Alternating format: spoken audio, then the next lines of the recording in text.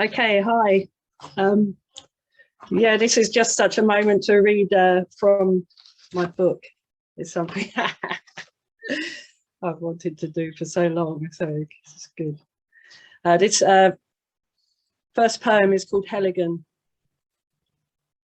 Heligen, this dark place is mud-bound, underground, substratum of a subculture, found in rough bark, memories of goats, stiff white hair spiking my small hands, its wild pale eye arranged around a small black window from which it watches. Found in damp smell, leaves breaking down into mud, houses membraned in mold. Found in the dark, a canopy filtering light, night walk obscurus, feet finding the edge of the path. Found in the squeak of a wheelbarrow cutting through mud, one wheel caking as it cuts.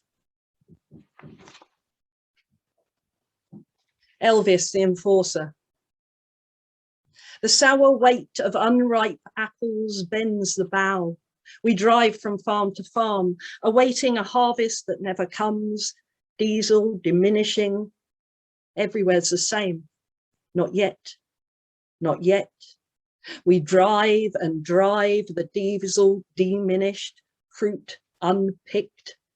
Pick, pick, unravel. Beg the shop to tick me a packet of nappies, some bread, a few vegetables. Pick, pick. Unraveled parts of me trail like string. A line on the road, Mevagissey, Heligen, an old woodyard on the edge of the woods, its dry border blowing away in a hot wind. Elvis, the enforcement officer, his empty threats handwritten flutter, a flag flying from the roll down back of the van. Then he takes tea by the fire with our babies crawling in the dust. They hang on his knees.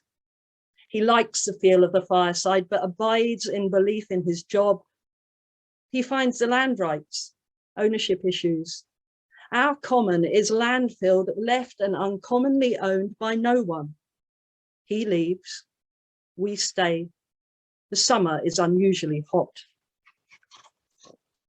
Rabbits. Her trailer leans, old tins on the floor, windows sift dirt from the wind, obscuring the light. Me and you, she says, we're queens of the road. Wonders why she had to teach my son to skin a rabbit. I walk on the dunes with my German friend. Her black hair lifts up, white skin dotted with red, either side of her tiny nose. Earlier, at home, short legs kicking back against a damp bale of hay, watching me cook, Betty tells me, as she lights the end of a stick, that she wants to eat a rabbit. She's 4 years old, gazing into the distance, imagining how it will taste.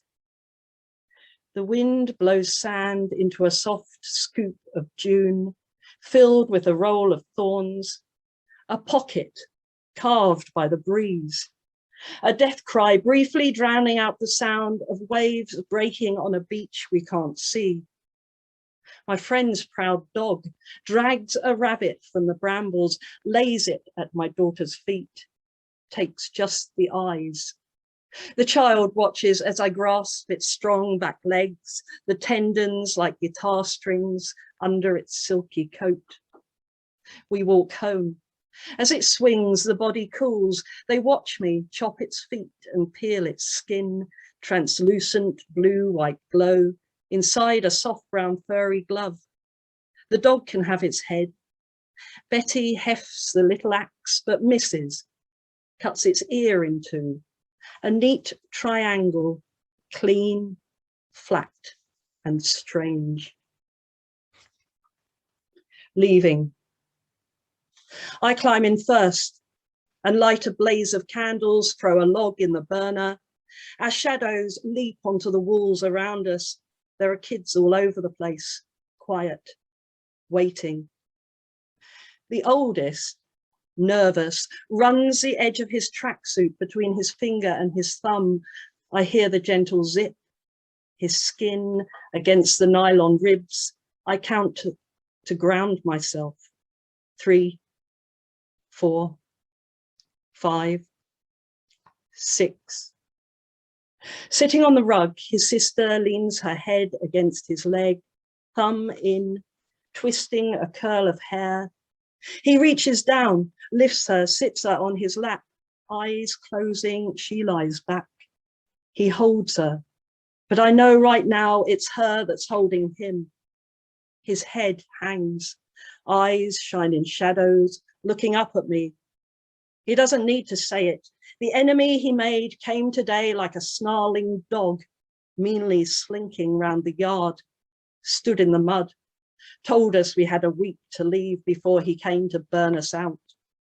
Around his boots, our footprints filled with water.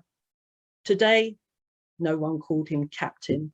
We all just stood, hands hanging loose, staring without questions. We thought that we could stay, make it home, had planted Gunnera by the stream. I turned away without a word, went inside my truck and shut the door. We leave tomorrow. Get up with the sun, tack down. I found someone else to drive my van. Ben will hook the trailer up to his.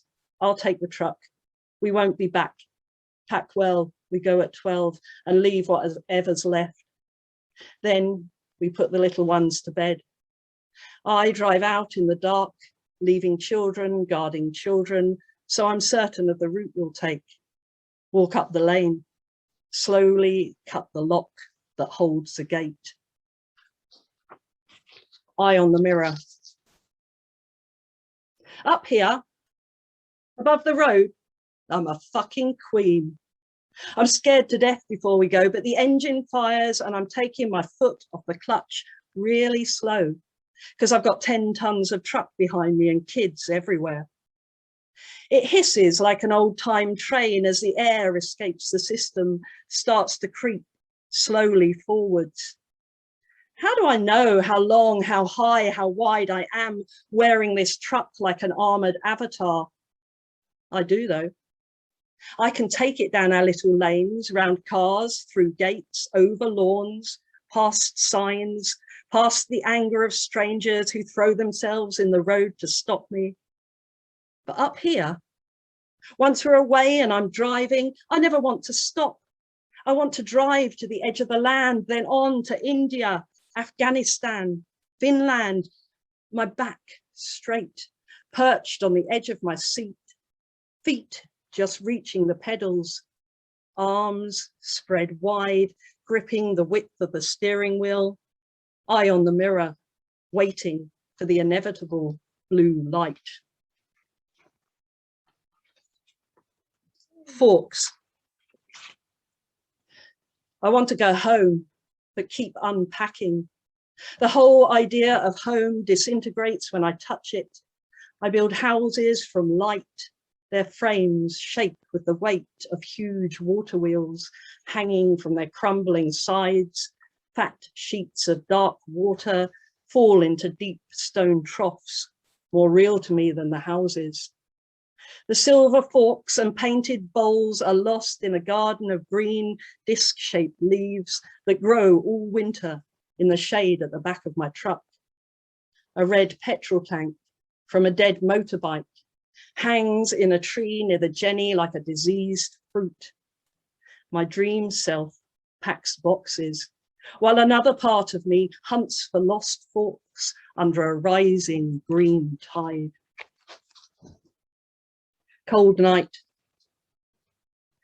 Silver skin of condensation freezing my fingertips as I slide the window open, lean out, smoking. Watch my neighbours' windows, looking for familiar silhouettes, their trailers white in the small light of distant stars. A circle of vehicles hemmed in by dark curves of gorse. The old mine site empty of dog walkers. My sons and their friends smoke bongs behind Rasta flag curtains, burners blazing. Muffled laughter escapes thin aluminium walls. Next door, a half-built house. The man who told the press we ruined his dream lives in the garden with his wife and children, the house for sale to finance relocation somewhere warmer. Boom! Like a massive firework, our torched car lights up the vans. I stand with my sons, watch long flames burn for hours, emptying a fire engine. Firefighters finally bury it, shoveling earth into its gutted frame, tutting about arson. Infinity pool. The infinity pool has no edges as it laps the horizon. Learn to touch with the in and the out breath. A construction industry, involuntarily abandoned fragments of capitalism, broken scaffolding. We swim inappropriately in this borderless pool, our fingers reaching for the sky, swimming harder, trying to touch that impossible line.